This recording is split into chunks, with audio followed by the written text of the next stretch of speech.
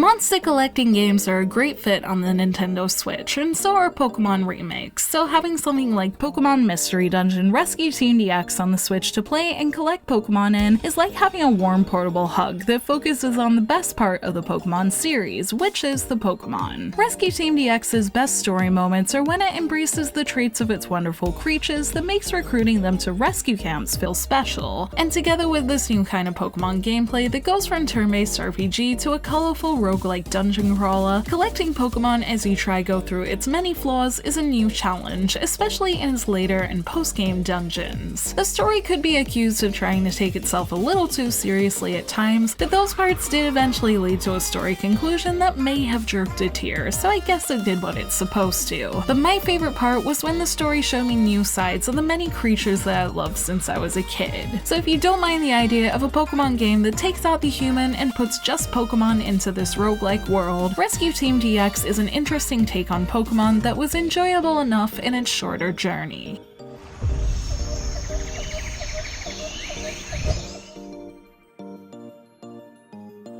As I said in the intro, what sets Rescue Team DX apart from other Pokémon games is that it takes the humans out and focuses on just Pokémon, for the most part anyway. The story begins when your character, who is a human on the inside, wakes up in the world of Pokémon. This world has been having problems with natural disasters, and Pokémon are finding themselves stuck in dungeons and strange situations recently. So the idea of pondering why you've become a Pokémon goes away pretty quickly in favor of partnering up with your new Pokémon friend who is more than willing to help you get on your feet to go on rescue missions in the world. So with these two Pokémon that you choose yourself, you begin the game's journey of rescuing Pokémon, getting to know their funny little quirks and what's going on in this world, in a story that's ready to provide you with its own troubles and surprises if you stick with it long enough.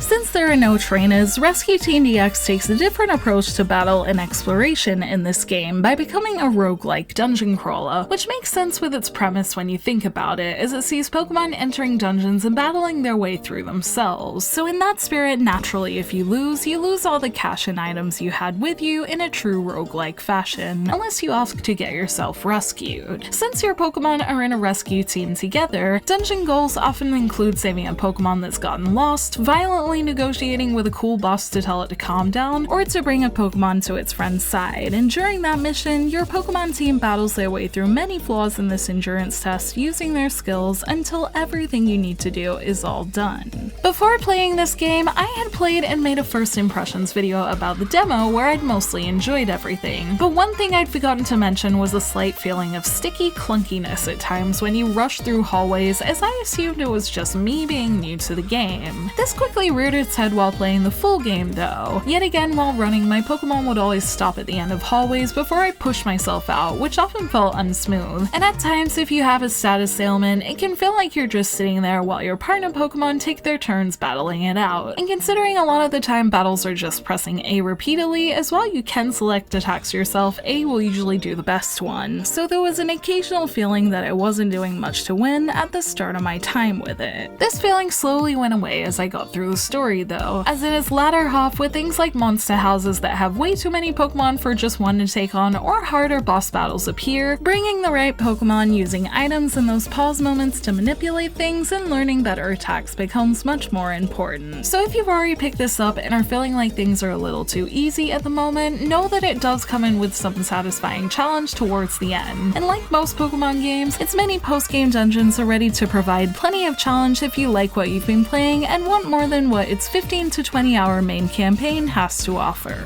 Battles in the game get harder as the story also amps up, and I was surprised to see the story tackle sadder themes like isolation and betrayal that created a story that balances lighthearted moments that I picked out the game for with some darker ones too, to create a story that avoids being one-dimensional for better or worse. I can see how these more serious moments were necessary and made the game's slight difficulty spike make sense, and as I said in the intro, I even shed a little tear at the end as there is definitely emotion to be found in its story arcs. However, the moments I thought the game did best were still the lighter ones that showed off the personality of Pokémon in a fun and unique way, with the more serious moments in contrast leaning towards feeling a little cliche at times. So while I personally prefer the more fun moments, the game at the very least in both these moments does a good job of making your nameable character feel a part of the world to heighten both by using your name a lot in the story. And even if it wasn't a perfect Pokémon story, it was pretty fun to see a new side of the Pokémon world, and I would still love to see more of these kind of monster-focused Pokémon stories in Pokémon games to come, even if it's in more of these side games, and at the very least it was interesting to see them experiment with a wider range of emotions in its storytelling.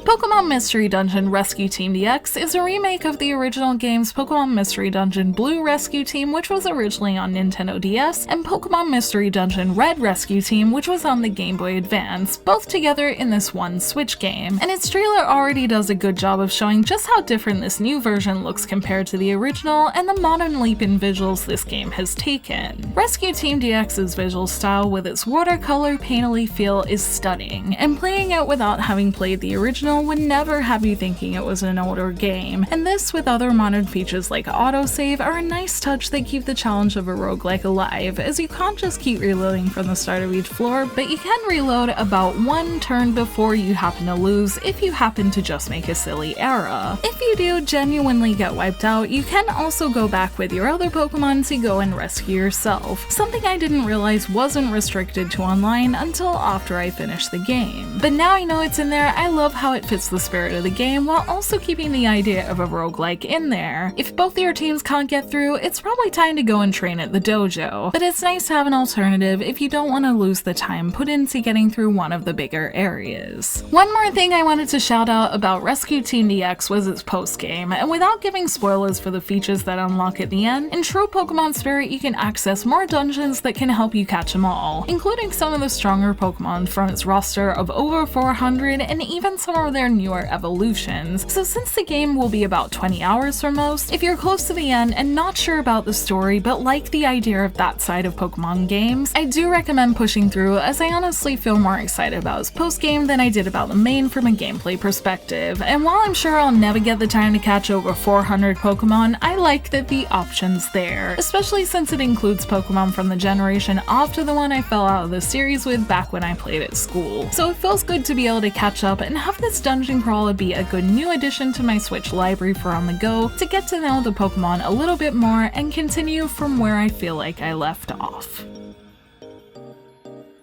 Pokémon Mystery Dungeon Rescue Team DX is a cute Pokémon game that captures the spirit of Pokémon by showing off their personalities and giving you a new way to catch them all. And while its main story wasn't perfect in my opinion, the campaign and the features unlocked at the end still have kept my interest enough to say I wouldn't mind playing with it more at some point. The wholesome moments like the ones I saw in its first hours were my favorite kinds from the main story, and while some of that is broken up at times when it tries to be more serious, the dungeon crawling in between kept things exciting and got more and more enjoyable as stronger enemies were brought in towards the end. And its overall focus on monsters from story to collecting was a good reminder of why I love this series in the first place. Since it is based off an old game and is on the shorter side, its new game price tag might not be justifiable to everyone, and I can see this being one to wait to perhaps go on sale. But if you're a Pokemon fan or someone who's looking for a Pokemon game to raise and collect as many as possible in, Pokemon Mystery Dungeon Rescue Team DX might be worth a look, at least from its demo. And since I want to play it more at some point, I'm ultimately glad it got me in with its sweet dialogue and has me staying for the monster collecting JRPG that I used to love so much in a newer form both visually and in this way to play. Thank you for watching this video. Let me know in the comments below if you've played Pokemon Mystery Dungeon Rescue Team DX in its demo or in the full game, and if you have, what did you think of it? You can like and share this video if you enjoyed it, subscribe to my channel for more JRPG content like this, and ring that bell to get notifications on whenever I post so you don't miss a thing. You can check out more videos here, and you can find me on social media on Twitter, Facebook, and Instagram, all at JRPG Jungle. Links to those will be in the description below, and until next time, thank you, bye!